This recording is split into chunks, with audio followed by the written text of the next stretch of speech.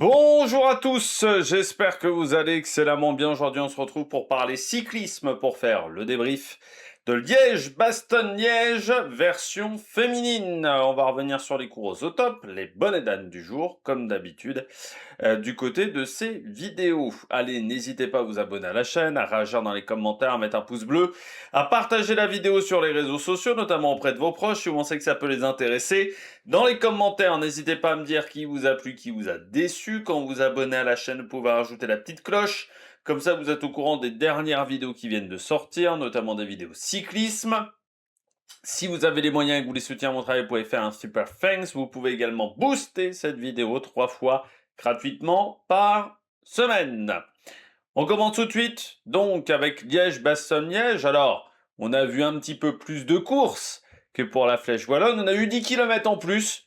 On en avait eu 34 pour la Flèche Wallonne. Là, on en a eu aux alentours de 45 km.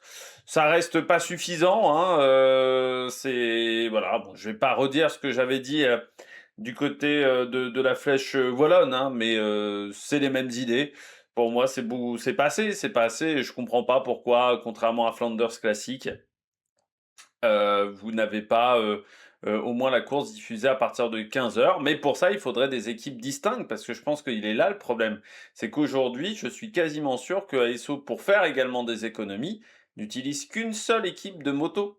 Parce que sinon, il faut avoir 3 motos en plus de caméras. Et donc, je pense que les motos caméras, elles font le final et elles repartent donc 40 km avant. Alors là, c'est ce qui fait qu'il y a des problèmes au niveau technique, au niveau de la vidéo. On peut pas démarrer le direct avant parce qu'on n'a pas suffisamment d'équipe technique, je suis quasiment sûr. C'est quand même un petit peu triste. Parce que là, en plus, alors j'ai pas regardé moi, mais France Télé et Eurosport, ils ont dû meubler pendant 40 minutes, hein.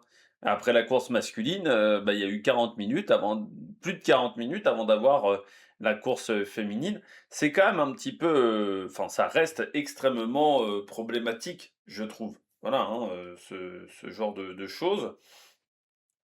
Si on avait des courses sur 2 jours différents, on n'aurait pas ce problème-là, hein. On revient toujours au même souci, c'est que pour moi, avoir les 2 courses le même jour, c'est une mauvaise idée. Donc je vais pas en déroger. Certains, alors déjà pour tout vous dire, il y aura pas de résumé de la course, parce que bon, 45 km, en gros, on était à moins de 10 km de la côte de la Redoute, quand le direct a démarré. Donc ce qui s'est passé avant, on ne sait pas, et en gros, à la côte de la Redoute, c'est là où le mouvement, de, Demi Vollering est parti. Donc, je vais pas vous faire un résumé d'une course où il n'y a pas grand-chose que j'ai vu à l'écran. Mais certains m'ont dit oui, c'est une bonne chose d'avoir les 2 courses le même jour, parce que ça permet au public d'être là. Sinon, il y aurait moins de public. Les gens peuvent pas forcément aller sur 2 courses en même temps. Alors, oui, c'est sûr que c'est pas forcément facile d'avoir de réserver un week-end complet. C'est pas impossible non plus. De un, les vrais fans de cyclisme, ceux qui se déplacent, enfin les vrais fans de cyclisme, les très gros fans de cyclisme, ils feront l'effort même s'il y a des courses 2 jours d'affilée, parce que souvent ils viennent la veille. Donc ça fait une nuit à l'hôtel. Donc ça fait pas non plus une somme, voilà, ça fait un week-end un petit peu plus cher, mais c'est pas une somme infaisable, en sachant que souvent les mecs le font quand même, hein. Vous avez des gens qui arrivent la veille à Roubaix, donc c'est pas forcément un énorme problème. Donc certains m'ont dit: «Oui, moi je serais pas venu, voir les filles, heureusement en gros qu'il y a eu la course le même jour, parce que sinon j'aurais pas été voir les 2 courses». Bah, ça, c'est une minorité. Je sais pas si vous avez vu les images, même Audrey Cordon-Rago s'en est plaint, des images. Regardez les images en haut de la Roche aux Faucons, en haut de la côte de la Redoute, c'est exceptionnel, hein. Vous avez au moins 50 du public qui est parti. C'est entre les garçons et les filles, côte de la Redoute, filles, il y a plus personne. Vous savez, là où il y a, la zone Philippe Gilbert, il y a plus personne à cet endroit-là. Alors que chez les garçons, c'est plein. C'est plein, plein, plein. La Roche aux Faucons, c'est plein. Il y avait, on va dire, les gens devaient s'écarter pour laisser passer les voitures. Course féminine, la voiture, elle passe tranquillement, hein. Les gens sont pas obligés de s'écarter. Il est là le souci parce que, bon, j'en avais parlé pour Paris-Roubaix. Pro Cycling Stats l'avait démontré en photo également à Roubaix, mais je l'avais vu à plusieurs endroits où oui, il y avait des gens qui étaient partis entre la course masculine et la course féminine. Donc déjà, je pense que ça n'apporte pas forcément le fait d'être sur le même jour. Je pense pas que ça apporte de la visibilité.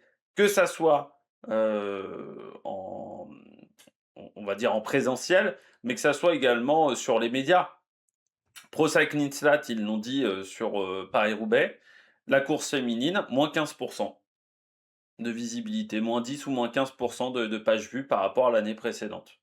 Alors moi, je peux pas faire de comparaison, enfin, à part pour Paris-Roubaix, parce que j'avais fait les deux, enfin, j'avais fait les deux débriefs séparément par rapport à Liège ou à tout ça, où l'an dernier, je faisais en une seule vidéo. Mais je peux vous dire que oui, ça fait moins de visibilité. Paris-Roubaix féminin cette année, ça a pas fait beaucoup de vues. Vu que j'ai dû le faire le lendemain, parce que je pouvais pas faire les 2 débriefs le même jour.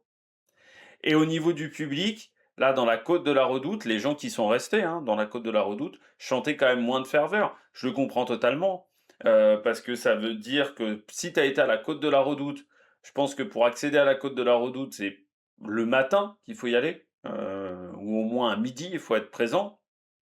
Tu es là depuis midi, les filles, elles passent à la côte de la Redoute, il est 17h10, 17h15, bah, tu plus trop d'énergie au final, hein.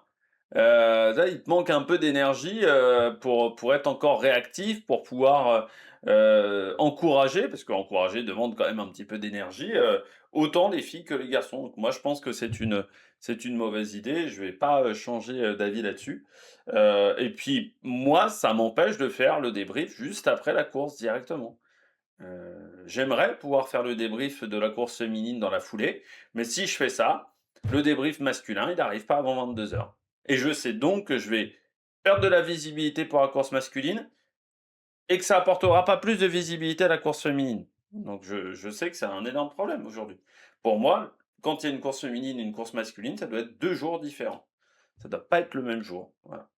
Et c'est pour ça qu'aujourd'hui, on n'a pas de Tour de Lombardie également féminin, parce qu'en Italie, c'est très compliqué de bloquer les routes longtemps. Et notamment en Lombardie, c'est extrêmement compliqué de bloquer les routes. Et les organisateurs l'ont dit, aujourd'hui, ils n'ont pas de solution.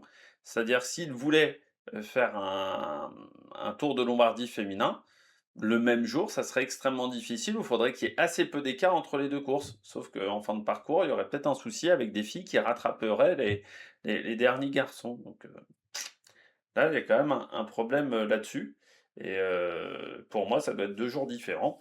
Après, peu de gens, s'en émeuvent quand même, hein. Voilà, hein, mais là, c'est assez, flagrant quand même, en haut de la côte de la Redoute, le faible nombre de personnes qui sont restées, hein. C'est, c'est assez terrible, mais en même temps, je rappelle que Liège, j'ai regardé sur Google, Liège, c'est 2 heures et demie, je crois 2 heures et demie, 2 heures et quart, 2 heures et demie de Lille. Parce que j'ai regardé Lille, c'est à peu près 2 heures de la frontière française. Parce qu'il n'y a pas que des gens qui habitent à 5 minutes, hein. Vous avez des gens qui mettent 2 heures de route, 3 heures de route, et qui repartent juste après l'épreuve. Bah, à 16 heures, c'est facile de repartir, de faire 2 heures de route pour atteindre Lille. Oui, mais quand il est 18 heures, ça devient beaucoup plus compliqué, surtout si tu as des mômes. Le lendemain, c'est pas un jour férié, donc ça devient extrêmement compliqué. Et je trouve que quand les organisateurs font ça, ils ne pensent pas non plus, au public, dans ce genre de situation. Heu, le public, il a pas que ça à faire non plus, potentiellement. Et puis, les gens également sur place, parce que ça veut dire que bon alors, on va dire que c'est le dimanche. Normalement, le dimanche, tu as pas de on va dire, tu fais pas les courses, tu as pas ce genre de choses. Mais par exemple, tu as un animal de compagnie. Il se blesse, faut emmener au véto en urgence. Bah, ça devient très compliqué quand la route elle est bloquée sur une étendue d'heures aussi importante. Alors que 2 jours d'affilée, entre la course féminine et la course masculine, tu as toujours, bah, après la course féminine, tu peux trouver, les routes vont être débloquées. Là, les routes sont pas débloquées, pendant toute l'après-midi. Donc si tu as une urgence importante, et une urgence veto, on va pas t'emmener la garde républicaine pour débloquer la route, ça peut être vraiment un vrai enfer pour les gens. Donc c'est voilà, il va falloir trouver, une solution parce que moi je pense que les courses le même jour, c'est absolument pas une solution à cause de tous les événements que je vous ai parlé, précédemment. Allez, on regarde tout de suite les coureuses au top. Ah, attaque de Marlou! Du côté des coureuses au top, Vollering. Bah, ça a été un petit peu comme, sur la Flèche Wallonne, non, je pense que ça a été plus impressionnant que sur la Flèche Wallonne. Non, il y a pas eu match, hein. Elle part dans la côte de la Redoute, et personne n'arrive à suivre. Voilà, personne n'arrive à suivre et tu te dis même, quand tu vois ce qu'elle arrive à faire sur la côte de la Redoute, avec tout le travail de la FDJ Suez, tu te dis quand même qu'on s'est un peu raté sur l'Amstel, hein. Globalement parce que elle avait les jambes pour gagner l'Amstel, elle avait les jambes pour gagner les 3. Je crois très clairement, elle avait les jambes pour faire le triplé, Vollering. Là, elle part dans la côte de la Redoute. Bon, c'est comme Pogačar avec Sexas, hein, il y a un monde d'écart entre elle et les autres. Elle part un petit peu plus tardivement, mais tout de suite, on voit que les filles craquent et puis après l'écart se fait, naturellement. À l'arrivée, c'est quasiment le même écart, entre, il y a plus d'une minute quand même à l'arrivée, je crois qu'il y a 1:15. Pour elle, bon, c'est voilà, c'est juste une démonstration, 1:29, voilà, 1:29 pour Vollering par rapport au groupe Peters. Ça a été une démonstration, aujourd'hui, hein, de la part de Demi Vollering et une démonstration, encore une fois, de la FDJ United Suez, que ça soit Chabet, Juliette Berthet, même Evita Music, qu'on a un peu plus vu, bah, ça a été une démonstration de cette formation. Aujourd'hui, la FDJ Suez, sur ce type de profil, est au-dessus et ça parachève l'excellent printemps, de la FDJ Suez, bah, qui a été au-dessus du lot sur ces différentes courses, notamment grâce à Demi Vollering, mais pas seulement, Francisca Corrales Chabet, également. Mais c'est avec Demi Vollering, sur ces parcours vallonnés, on a retrouvé en fait la grande, Demi, Vollering. La très grande Demi Vollering, c'est-à-dire la fille, bah, qui fait des différences assez incroyables, hein. Assez incroyables, qui voilà, on a retrouvé, la Vollering de la SD Works, pas la Vollering qui, tente de faire de la montagne, qui je pense s'est un peu perdu de punch en fait en voulant jouer, le classement, enfin en jouant à tout prix le classement général des grands tours et là je trouve qu'on a retrouvé quand même une Demi Vollering extrêmement bonne puncheuse parce que là, dès qu'elle part dans la côte de la Redoute, personne n'arrive à suivre. Et pourtant, on parle quand même de Puig Peters, on parle de Neviadoma, donc des filles, voilà, on parle pas de filles qui sont nulle part sur ce type de parcours. Il y avait de la concurrence, toutes les meilleures étaient là au départ. Oui, mais quand Vollering part, personne n'arrive à suivre. Et c'est un peu comme, quand Pogačar décide de déclencher, ça commence à devenir compliqué après pour les autres de suivre. Bah, là, Vollering, elle a fait une démonstration aujourd'hui. Heu, c'est même marrant parce que, bon, depuis hier, tout le monde parle au dopage entre Pogačar et Sexas.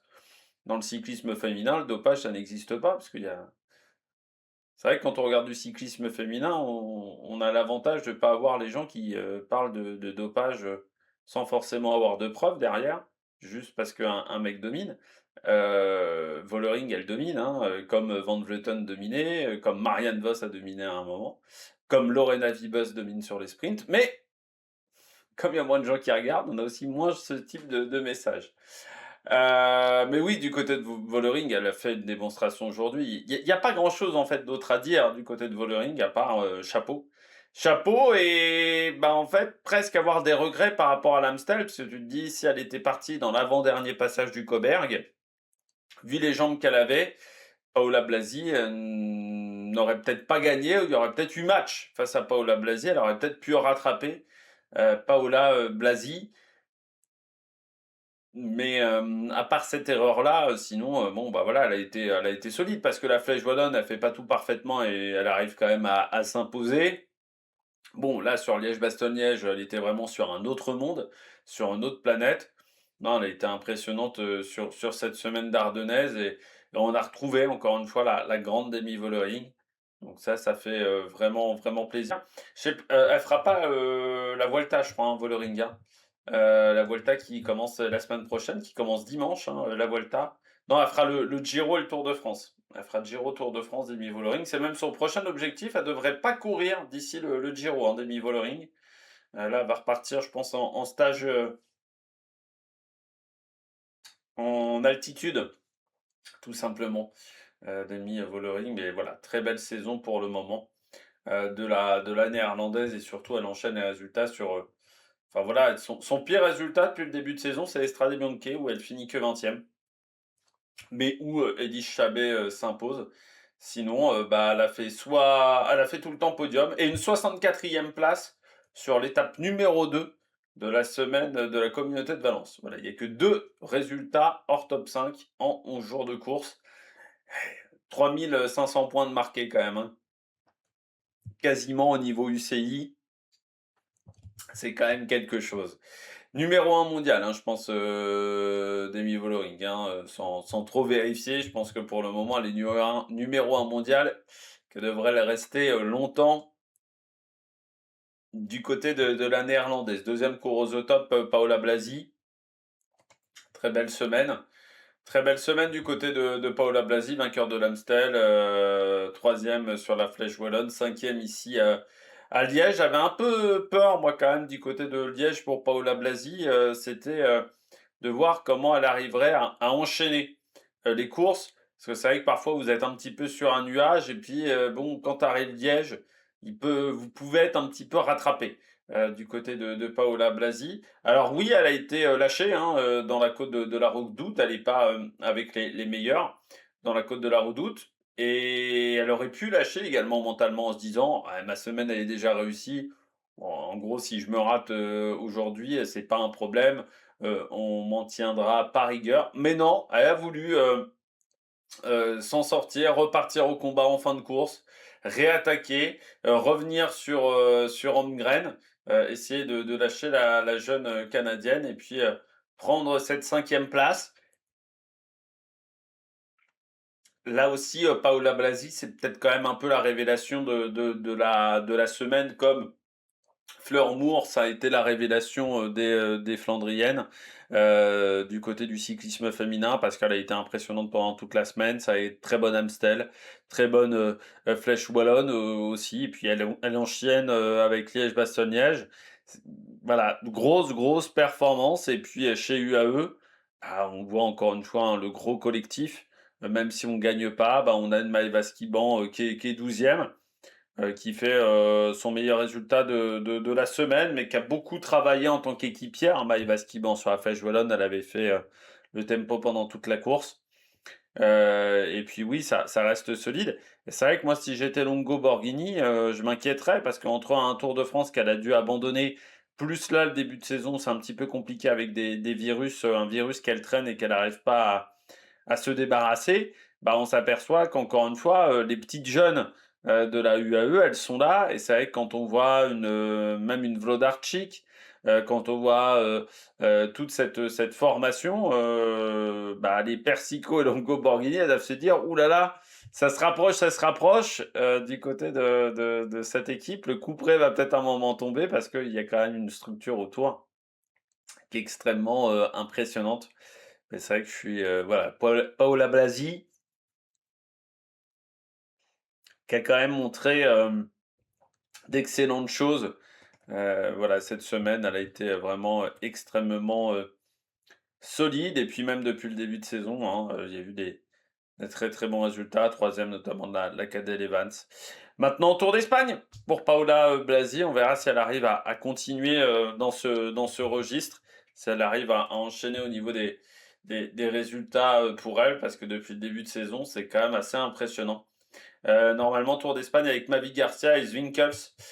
Du côté de cette épreuve, on retrouvera également Pauline Ferrand-Prévot, on retrouvera Van der Breggen aussi normalement du côté de cette épreuve, ou encore Juliette Berthet et musique. Uskazigard sera là également avec Giganti qui fera son grand retour.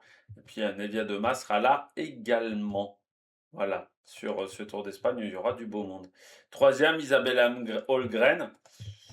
C'est un peu la Paul Sexas au féminin, Holmgren. Hein. C'est-à-dire depuis très longtemps, on sait que c'est une fille très talentueuse. C'est-à-dire, Holmgren, ça fait depuis longtemps, qu'on en entend, parler. Les sœurs Holmgren même, hein, parce qu'il y a Ava, qui est sa sœur, jumelle, mais qui est, peut-être un peu moins forte jusqu'à maintenant. C'est comme chez les, Alan Johannesson, hein, Tobias est meilleur que Anders. Mais, ça fait depuis longtemps qu'on entend parler des sœurs Holmgren et surtout d'Isabella, notamment l'an dernier, cette victoire sur le Tour de l'Avenir où elle a dominé, comme, Paul Sexas, dans les étapes de montagne.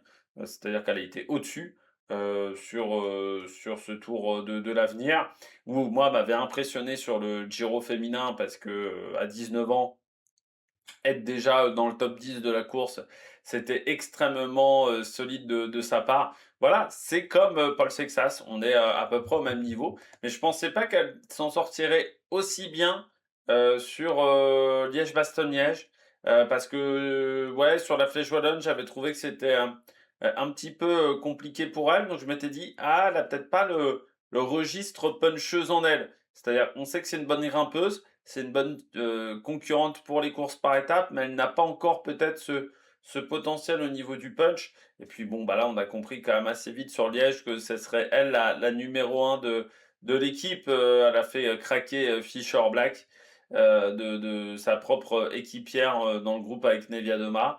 Dommage sur la fin, elle a un peu du mal à tenir et c'est pour ça qu'elle ne fait que sixième parce qu'elle est lâchée du groupe Neviadoma. Mais Holmgren, oui, c'est du niveau de Paul Sexas, on le sait, il y a vraiment un niveau qui est assez dingue, hein, du côté de la canadienne, hein. Même en 2024, elle fait deuxième derrière Marion Bunel, mais il y avait quand même un écart d'âge, assez important, entre les 2, avec, Marion, Bunel, et elle finit devant, Paola Blasi, elle finit, devant, Josie Nelson, devant Aline Jensen, devant, également, bah, Nienke Vinke devant, Julie Bégaud, donc elle finit quand même devant des filles, talentueuses, même devant une Bodine, Vollering qui était également là. Mais oui, sur le Tour de l'Avenir, jusqu'à maintenant, Isabella Holmgren, on savait qu'elle avait ce gros potentiel en montagne depuis, très jeune, hein. On avait entendu parler extrêmement tôt.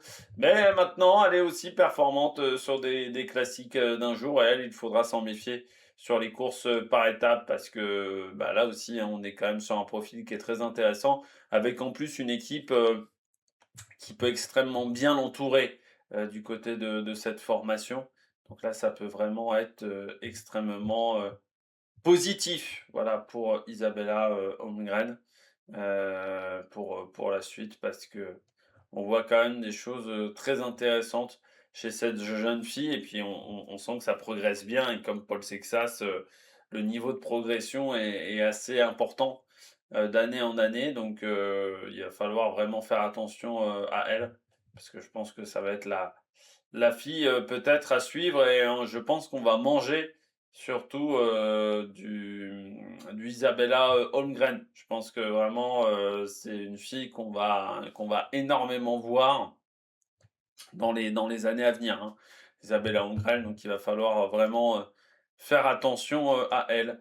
Et puis, je termine avec, Dubos-Prévost. Alors oui, j'aurais pu mettre Neviadoma, mais j'ai décidé de mettre Axel Dubos-Prévost qu'on avait vu en échappée, sur la Flèche Wallonne pendant, une trentaine de kilomètres, qui avait été solide déjà sur la Flèche Wallonne parce qu'elle était en échappée, elle avait attaqué dans l'avant-dernier passage du mur de Huy.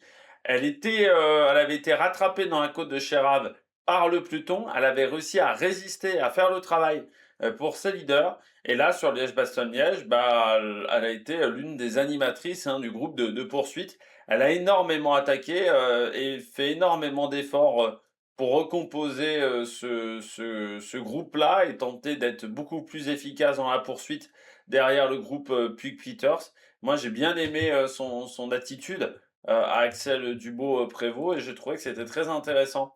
Voilà ce qu'elle avait fait. Déjà sur la Flèche Wallonne, le fait d'être rattrapée, de ne pas être complètement larguée, dans le mur de Huy, j'avais trouvé ça vraiment très intéressant et là, elle arrive, vraiment à enchaîner. Là, elle va refaire un peu de gravel, hein, la semaine prochaine. Elle disait: «Maintenant, je vais parler à ma manageuse pour savoir quel sera mon programme, dans les semaines à venir. Est-ce qu'il y aura un Tour de France? Est-ce qu'il y aura un Tour d'Italie pour Axel Dubos-Prévost, mais c'est vrai que j'aimerais l'avoir sur ces courses-là parce que je me dis qu'en montagne, voilà, là on sent qu'il y a quand même des qualités intéressantes hein, chez Dubos-Prévost, et j'aimerais voir ce que ça peut donner vraiment en haute montagne pour elle, parce que bah, enfin, sur cette épreuve de Liège-Bastogne-Liège, j'ai vraiment trouvé que c'était très intéressant ce qu'elle arrivait à mettre en place, ce qu'elle arrivait à faire. Axel Dubos-Prévost. Là, demi-sœur hein, de Pauline. Il y a quand même un point commun entre les deux. Alors, elle n'a pas une aussi petite voix que Pauline Ferrand-Prévot, parce que moi, à chaque fois, je dis Pauline Ferrand-Prévot, elle n'a pas mué. Mais c'est vrai que c'est assez extraordinaire. Elle a une voix vraiment d'enfant, Pauline Ferrand-Prévot. Bah, Axel Dubois-Prévot, elle a une voix quand même qui est qui fait assez jeune à chaque fois par rapport à d'autres filles. Voilà, il y a des petits points communs de ce côté-là. Au niveau des cordes vocales entre Axel Dubos-Prévot et Pauline Ferrand-Prévot, mais ouais, j'ai bien aimé ce qu'elle a fait pendant cette journée, vraiment à l'attaque. Très efficace même dans ses attaques pour recomposer ce groupe. Enfin voilà, moi j'ai bien aimé, donc j'aimerais bien suivre pour la suite de la saison Axel Dubos-Prévost. Allez, on regarde tout de suite les bonnets d'âne. Les bonnets d'âne du jour, je commence avec Urska Zigart. Ouais, bah autant d'habitude, Urska Zigart, c'est souvent un problème de placement qui fait qu'elle se retrouve en difficulté. Non, là, je pense que c'était vraiment pas les jambes. Aujourd'hui, Skazigard, parce qu'elle est lâchée dès le pied de la côte de la Redoute, quasiment, enfin, au bout de 200 mètres, 300 mètres de côte de la Redoute, en gros, elle est lâchée extrêmement tôt, Skazigard. Alors, encore une fois, c'est compliqué de savoir. Elle avait peut-être fait des efforts auparavant à cause de son placement, parce que vu qu'on n'a pas eu les images, voilà, c'est toujours le problème aussi de n'avoir que 45 kilomètres de course sur les 150 qui étaient au programme. Mais du côté d'Urs Kazigart, ouais, j'ai l'impression que bah, elle n'était pas dans une grande forme. Après, elle était peut-être pas prévue au départ chez Gen Surance. Hein. C'est vrai qu'on rappelle, et Gen Surance, ils subissent également énormément le fait que Kim LeCourt ne soit pas là, ce qui leur courte excellent. Ce qui leur coûte, pardon, je vais y arriver, énormément de points, hein, parce que l'an dernier, à Liège-Bastogne-Liège et les classiques ardennaises, ça s'était quand même extrêmement bien passé pour Kim Lecourt. Donc, bah, on a peut-être fait venir un petit peu Skazigart à la dernière minute. De toute façon, c'était soit elle, soit Sarah Giganti. Bon, Sarah Giganti, j'irais encore peut-être moins à l'aise techniquement que Skazigart. Et c'est plus une pure grimpeuse, Sarah Giganti. Mais au Skazigart, ouais, je me disais, oh, pourquoi pas dans les outsiders vraiment de cette épreuve. Ça peut être vraiment une fille sur laquelle on peut essayer de miser. Mais elle a eu du mal, ça s'est pas super bien passé pour acheter Moulman, qui était pourtant plutôt bien positionné dans la côte de la Redoute, mais qui derrière, un petit peu craqué et fini 27e de l'épreuve. Zigard finit 33. Au final, bah, la meilleure, ça a été Laure de Schreper, encore une fois, mais un peu tendre, hein, Laure de Schreper. C'est une fille qui a du talent, on l'avait vu notamment sur le Giro l'an dernier. Mais ça reste une fille qui, là aussi, vient seulement d'avoir 20 ans. Alors oui, Isabella Holmgren s'en sort extrêmement bien, mais voilà, on parle d'une fille qui a 20 ans, donc tout miser sur une fille qui est aussi jeune, bah, c'est toujours un petit peu problématique. Mais ça montre bien que du côté de cette formation, bah, le fait de ne pas avoir Kim Lecourt, ça a énormément contrarié les plans de cette équipe. On espère qu'elle va revenir bientôt, Kim Lecourt. Je ne sais pas quand est prévue sa prochaine course. Euh, Hakim Le Court, parce que ouais, bah, on nous marque toujours le Tour de France. Je pense qu'elle va courir avant le Tour de France. Hein. On la verra avant le mois d'août, mais c'est vrai que ça coûte énormément, parce que l'an dernier, Kim Le Court, bah, à la fin de l'année, c'était quand même 2100 points de marqués. Tour des Flandres, on en avait marqué 180, 140 sur la Flèche Wallonne, 400 donc sur Liège-Bastogne-Liège, puisque c'était l'ancien barème avec sa victoire. C'est vrai qu'elle avait enchaîné quand même les résultats sur cette période mars-avril avec énormément de top 10. Et puis bon, après, il y avait eu le Tour de France également où ça s'était, extrêmement bien, passé, pour elle. Là, c'est sûr que, bah, cette chute en début de saison, lui coûte extrêmement cher et puis le début de saison avait pas été parfait non plus. Je dirais, bon, il y avait eu une 4e place, sur l'UAE Tour, mais derrière, sur les premières classiques, de l'année, que ça soit l'Estrade ou Milan, ça s'était pas forcément, très bien, passé, pour elle. Bon, à Milan, elle avait aidé, notamment, Nevia mais elle était, pas forcément, hyper bien placée dans une position, extrêmement bonne à ce moment-là, hein. Elle n'était pas vraiment, aux avant-postes. Donc, là, c'est sûr que ça coûte, cher, pour cette formation. Donc on va voir, maintenant, ce qui va se passer, du côté d'Edge Assurance. Mais, voilà, bon, on s'est retrouvé un petit peu en difficulté avec une, Ouskazigart, qui a pas fait forcément des grands résultats depuis le début de saison, hein. Là, je regardais un petit peu, ça avait seulement, 50 points de marqués. Elle avait repris au Grand Prix de Chambéry, mais seulement, on va dire 11e, 15e du Giro della Pennino, 39 des Strade Bianche. On la verra, elle, dès le Tour d'Espagne. Elle fera Tour d'Espagne, Giro. Ça sera l'une des rares à enchaîner les 2 courses, hein, parce qu'elles ne seront pas si nombreuses que ça à essayer d'enchaîner, sur les 2 épreuves, du calendrier. Et puis on enchaîne, avec, Elin Janssen. Ouais, déception, pour la fille de la Volker Wessel, parce que c'est vrai que depuis le début de saison, on la voit quand même souvent, sur les épreuves. On l'avait vu également, sur, les Flandriennes, notamment Ellen Johnson. Mais là encore, un peu comme, peut-être un Remco Evenepoel, peut-être un petit peu comme un Romain Grégoire, peut-être un peu de fatigue après avoir enchaîné, pas mal de classiques ces derniers temps. Notamment, elle avait fait, 5e d'à travers la Flandre, 7e de la Flèche Brabançonne, aussi, en termes de résultats. Après, peut-être que du côté d'Elin, Jensen, pardon, c'est peut-être plus un souci de longueur d'épreuve, parce qu'on s'aperçoit que ses résultats les a surtout eus, sur des courses qui faisaient en gros, moins de 130 kilomètres, aux alentours de 130 kilomètres. Là, c'est vrai que Liège-Bastogne-Liège, c'est 20-30 kilomètres, en plus. Est-ce qu'elle a du mal après, 3h30 de course, sur la dernière demi-heure de course? C'est peut-être, ce qui peut expliquer, un résultat, pas forcément, excellent. Parce que oui, Milan-San Remo, c'était 3h47, où elle avait fini, déjà seulement, enfin seulement, elle avait fini à 16e. Mais ça reste seulement parce qu'il y a quand même une grosse pointe de vitesse chez Lynn Jensen. Mais là, sur ce Liège-Bastogne-Liège, peut-être, la récupération a un peu manqué, voilà, chez la Néerlandaise. Parce que là, physiquement, elle a un peu souffert quand même, sur cette épreuve, je trouve, Lynn Jensen. Elle n'a pas réussi à tenir, suffisamment, physiquement, et c'est peut-être dû, voilà, à la récupération qui n'a pas été, optimale, voilà, avec pas mal d'enchaînements de jours de course. Peut-être un peu de fatigue à la fin de ce premier bloc. Elle sera à la classique Morbihan, le 8 mai, donc dans 2 semaines. Ça lui fera peut-être du bien un petit peu de repos. Elle qui en est la tenante du titre, hein, de cette classique, Morbihan. Elle avait fait également, 3e de la Bretagne classique, enfin de la classique Lorient, agglomération, l'an dernier. Donc voilà, c'est une fille qui avait eu pas mal de bons résultats, mais qui là a un petit peu souffert, voilà, sur cette épreuve, du côté de la néerlandaise. Et puis je termine avec Pauline Ferrand-Prévot. Ouais, bah, en fait, il aurait fallu durcir la course, hein, si, Pauline voulait gagner, du côté de la Visma Lease Bike, parce que 37,3, c'est pas suffisamment rapide.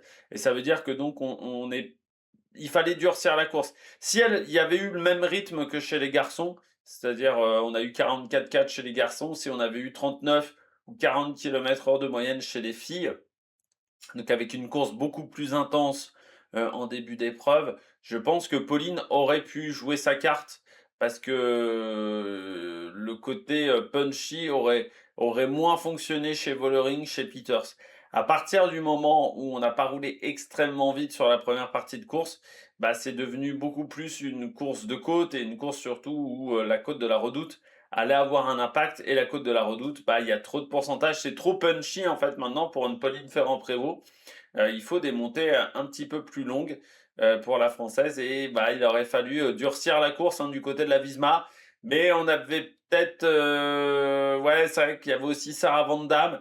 Mais je pense que miser tout sur Sarah Van Damme était peut-être une erreur, sachant que, voilà, je la voyais pas gagner la course, hein, non plus Sarah Van Damme, peut-être top 5, mais et pas beaucoup mieux. Mais il aurait fallu durcir énormément le rythme du côté de la Visma Leasebike si on voulait, s'imposer, sur cette épreuve, si on voulait, vraiment aller chercher, un gros résultat sur cette édition. Et là, bah, c'est ce qui a manqué, hein, tout simplement, à la Française. Donc dès que c'est parti dans la côte de la Redoute, bah, elle était dans un 2e groupe et elle n'arrivait plus, voilà, elle n'arrivait plus, voilà, à mettre, véritablement, du rythme, hein, quand il faut changer de rythme. Elle n'a plus les capacités de le faire, voilà, aujourd'hui, Pauline Ferrand-Prévot. Donc après quand ça a accéléré énormément, bah, elle était, distancée. Elle finit à 22e. Voilà, Pauline, Ferrand, Prévôt aujourd'hui derrière, Fenke, De Vries, les 2 ont fini, ensemble, au final du côté de la Française qu'on va retrouver donc sur la Vuelta, là aussi, dès dimanche prochain, avec l'objectif d'aller chercher la gagne, hein. Je pense très clairement, du côté de Pauline Ferrand-Prévot. Et ben voilà, je crois que nous avons fait le tour de cette épreuve. Comme d'habitude, dans la description, vous avez les 70 premières de la course. N'hésitez pas à vous abonner à la chaîne, à réagir dans les commentaires, à mettre un pouce bleu, puis nous on se retrouve pour de nouvelles aventures sur Amérique Production. Ciao ciao!